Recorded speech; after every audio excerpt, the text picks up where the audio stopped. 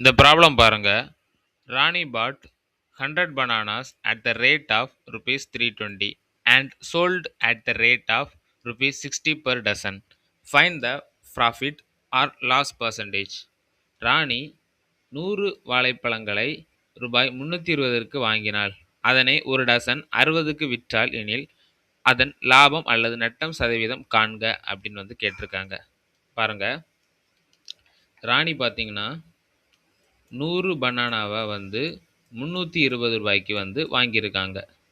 இப்போ ஒரு டசன் வாழைப்பழத்தை 60 ரூபாய்க்கு விற்கிறாங்க. ஒரு டசன் அப்படின்னா 12. அப்போ நம்ம எத்தனை டசன் அப்படிங்கிறத பார்க்கறதுக்காண்டி நம்ம என்ன பண்ண போகிறோம் அப்படின்னா 100 டிவைடட் பை 12 அப்படின்னு போட போகிறோம்.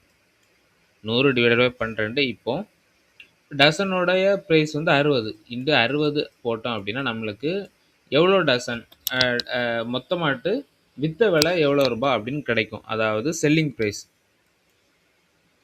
கட் பண்ணோம் அப்படின்னா 6, 50, 10, 500. ஸோ 500க்கு பார்த்தீங்கன்னா விற்றுருக்காங்க. Cost price 320. ஸோ லாபம் பார்த்தீங்கன்னா இவங்களுக்கு 180 ரூபா லாபம் கிடச்சிருக்கு. கொஸ்டினில் கேட்டது லாப சதவீதம்.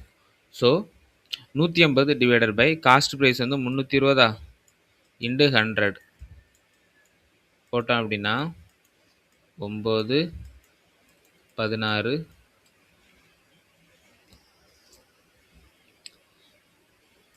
50, 8, 4, 25. ஸோ 25 இன்ட்டு 9 45, 4 இருக்குது 22. 225 டிவைடட் பை 4, 225 டிவைடட் பை 4 போட்டோம் அப்படின்னா 5 4 20,